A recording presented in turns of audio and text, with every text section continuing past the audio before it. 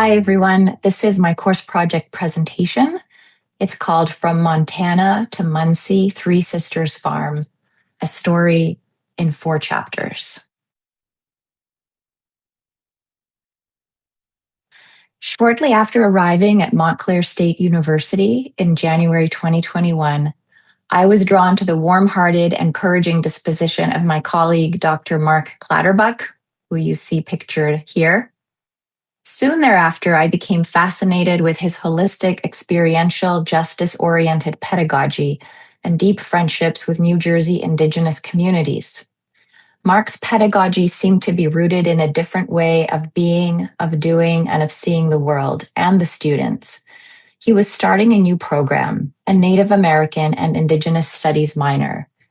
I knew nothing about Indigenous communities. I wondered, how had I been in school for decades and had never encountered this population? What was I missing? Chapter 1 is called An Unexpected Conversion, a Framework Shifts.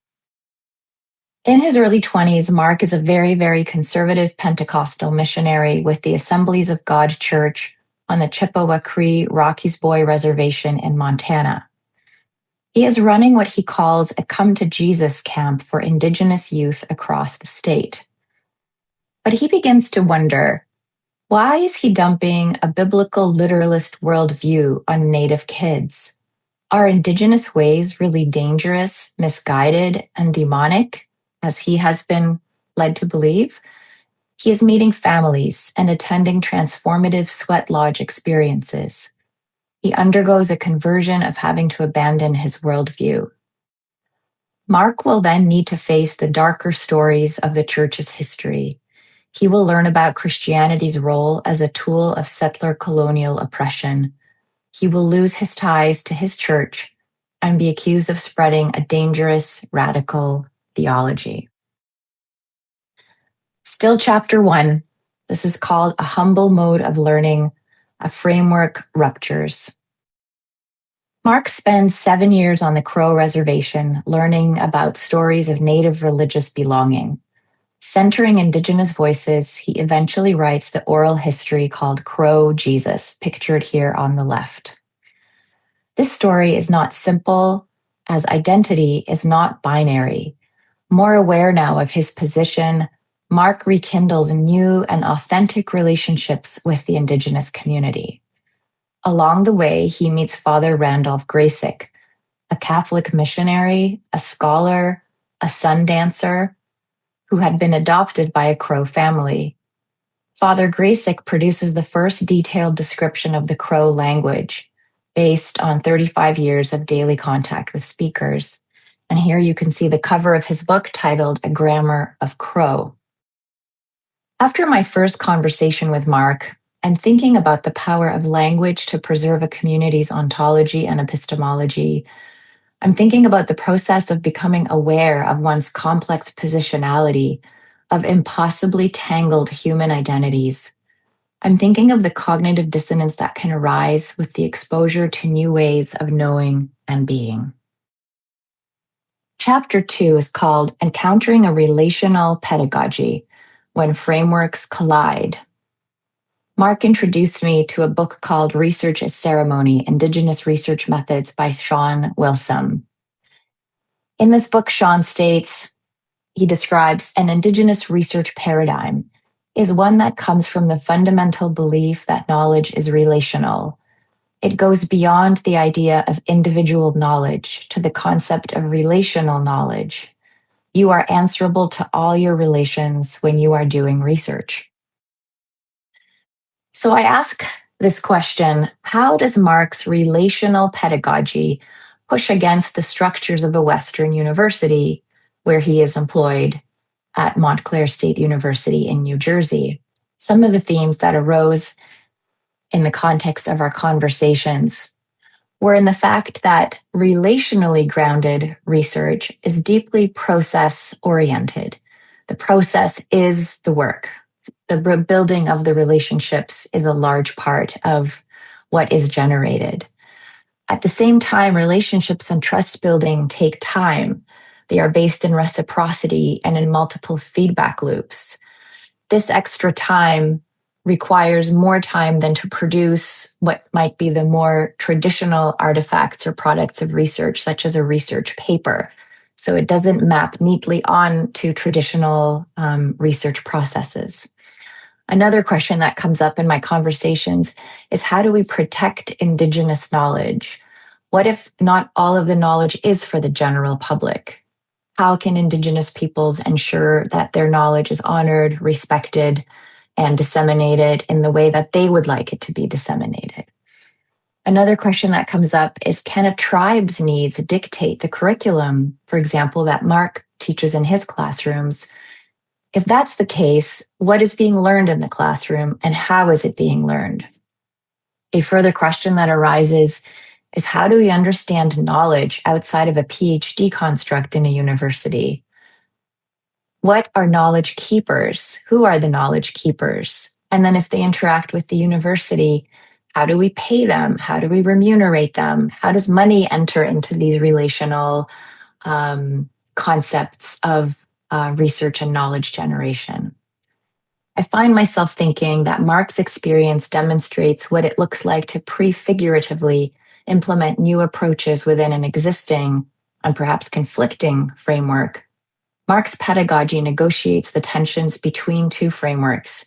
He shows us what it might look like to decolonize the university. I'm wondering if his pedagogy could be called fugitive pedagogy, as he is not actively working to subvert the dominant paradigm, and he is not wearing a mask of compliance either, but rather is actively engaging the more mainstream university structures and processes. Chapter 3 is called How to Summarize a Framework in One Go and Movement Towards Collective Maturity. In this third conversation, I found myself eager to share with Mark the course framework that we had been studying, just as Mark had shared the framework from which he works.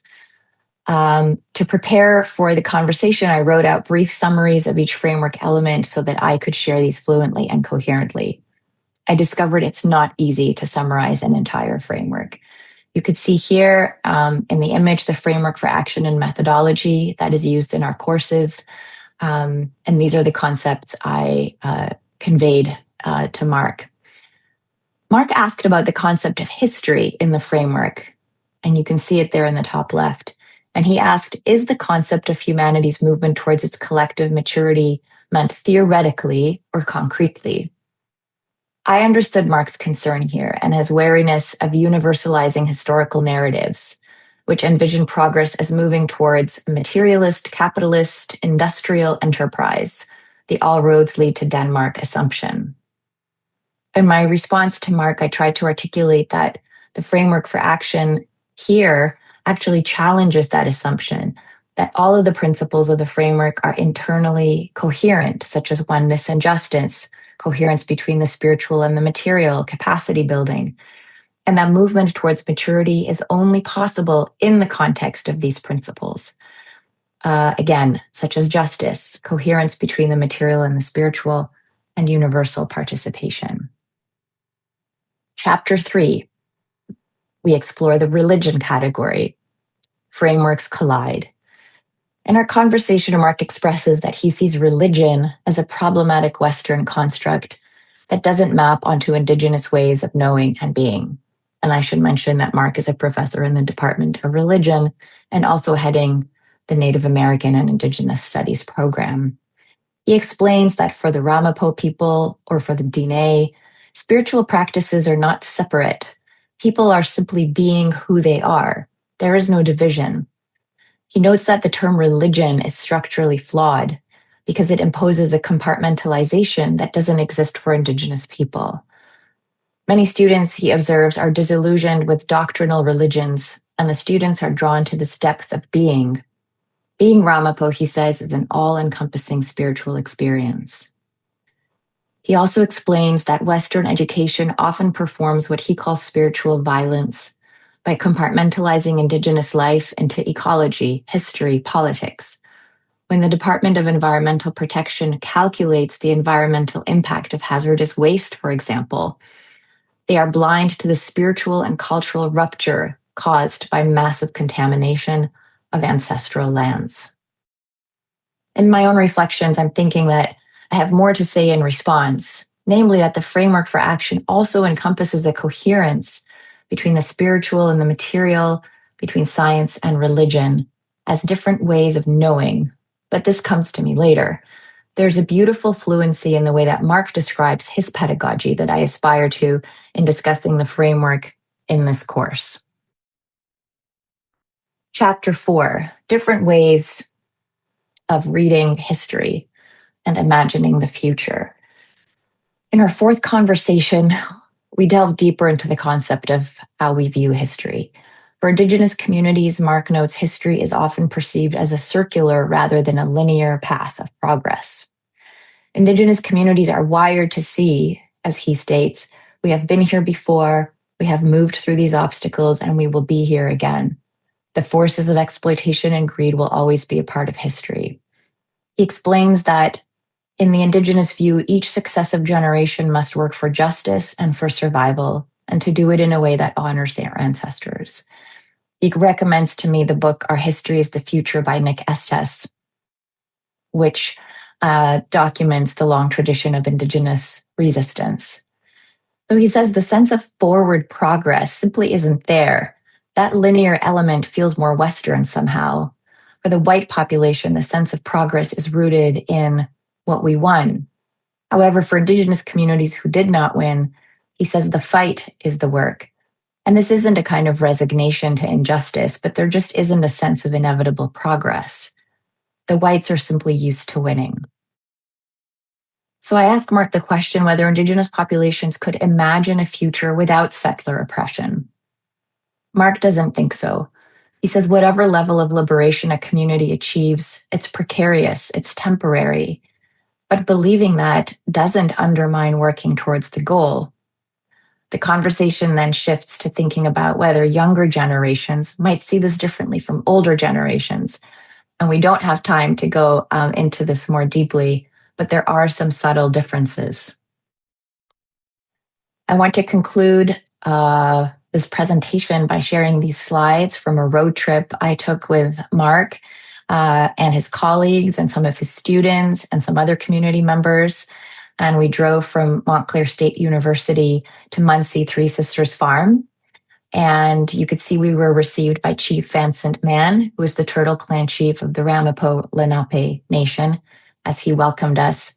And we spent the day together removing black plastic mulch, which is placed where the food had been planted. So we worked together for the majority afternoon, and we got it done, and it felt great. My final reflections. So Mark noted that through our 4 conversations, he appreciated the opportunity to reflect on his work. He says he's almost always in an action mode, which leaves little time for stepping back from the work. Yet he notes he often asks himself, why am I weeding these onions on the Munsee farm, for example? The aim, he says, is to ensure that the physical labor remains connected to the wider understanding of how we participate in a living community. On my end, I was thinking that really I couldn't have done this project and had these conversations, these rich conversations, without the foundation of friendship and respect that Mark and I have. I began to experience how research could be a sacred relational act, and that the soil for the generation of knowledge is tilled with love, generosity, patience, and trust. I'm eager to bring Mark's wisdom, vision, and experience to our work at Wilmette, and to learn from his rootedness in relationship building and reciprocity. After 35 years of experiencing one framework for learning, I'm so grateful to learn to see another way. Thank you.